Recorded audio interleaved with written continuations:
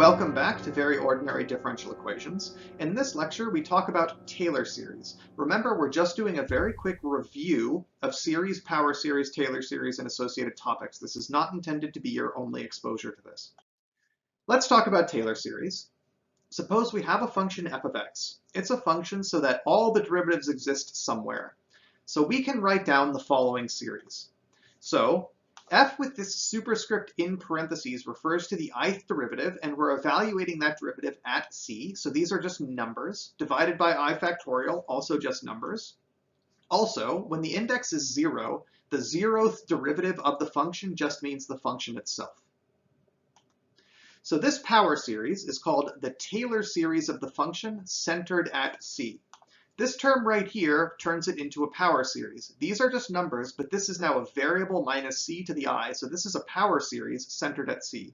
And this specific power series formed with these derivatives of the function over I factorial is called the Taylor series of the function centered at c. Well, let's just jump right into examples. Compute the Taylor series of f of x equals 1 over 1 minus x centered at 0, and then determine its radius of convergence. So first what we have to do is compute all the derivatives of f and evaluate them at 0. Well, f of x is 1 over 1 minus x. If I take a derivative, we end up with 1 over 1 minus x squared. If we compute a second derivative, it's 2 over 1 minus x cubed. The third derivative is 6 over 1 minus x to the fourth. The fourth derivative would be 24 over 1 minus x to the fifth. The fifth derivative is 120 over 1 minus x to the fifth. And we could keep computing, but we're never going to finish. So we speculate that the ith derivative of x matches this formula, I factorial over 1 minus x to the I plus 1. And for I equals 0, 1, 2, 3, 4, and 5, this exactly matches what we computed in the previous slide. So what we do is we inductively assume that our desired formula holds for some index k. Now what we are going to do is going to take one more derivative and check if the formula still holds. So let's take one more derivative. On the one hand, we'll just have the k plus first derivative. But here what we have is 1 minus x to the negative k plus 1 power.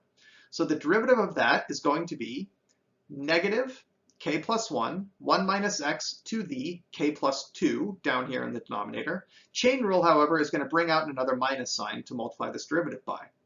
So these two negative signs cancel each other out. K factorial times k plus 1 is k plus 1 factorial, and we have exactly 1 minus x to the k plus 2 in the denominator already. So if we assumed that our desired formula holds for index k, then we were able to derive it must also hold for the next index.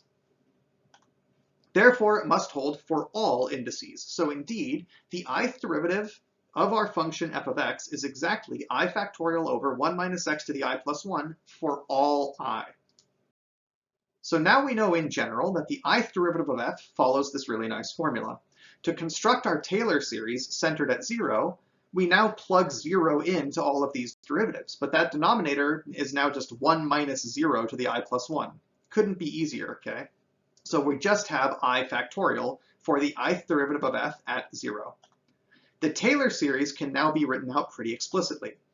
We just have to take the sum of these derivatives over I factorial times x minus 0 to the I, because we have centered it at 0. Now these derivatives are exactly I factorial, which cancels the I factorial, and we're just summing up x to the I. So there's the Taylor series for our function. Now that we know the function has this Taylor series, we can set about finding its radius of convergence.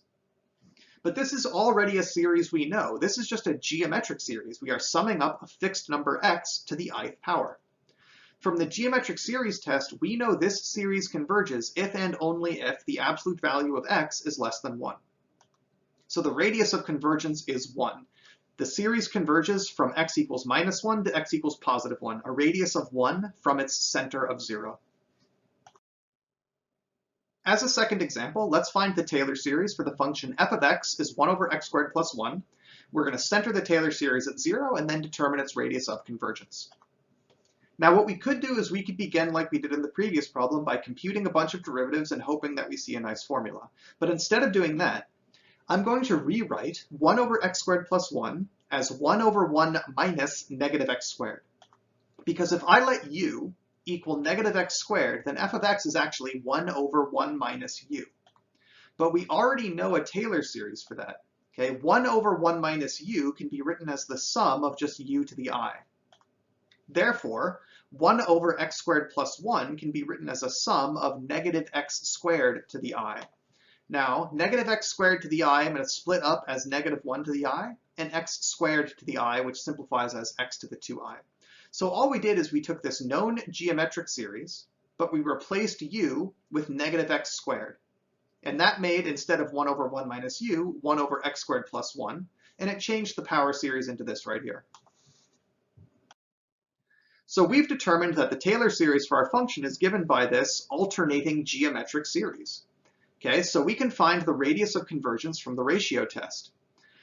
But remember, we did actually just use a geometric series, the sum of u to the I. So that will converge exactly when the absolute value of u is less than 1. But u was simply negative x squared, so this series converges exactly when the absolute value of negative x squared is less than 1. That corresponds to exactly the absolute value of x being less than 1. So the radius of convergence is still 1, as it was in the previous problem. For a third example, let's find the Taylor series for the function e to the 3x. We're going to center it at 0 and determine its radius of convergence. We start computing derivatives, and it doesn't take very long to see that the ith derivative of f is just 3 to the I times e to the 3x. This happens very quickly. Okay, every time you take a derivative, the chain rule just multiplies by another 3. So you could just get a power of 3 times e to the 3x. Therefore, if I want to center this at 0, the ith derivative at 0 is 3 to the I times e to the 0, which is just 3 to the I.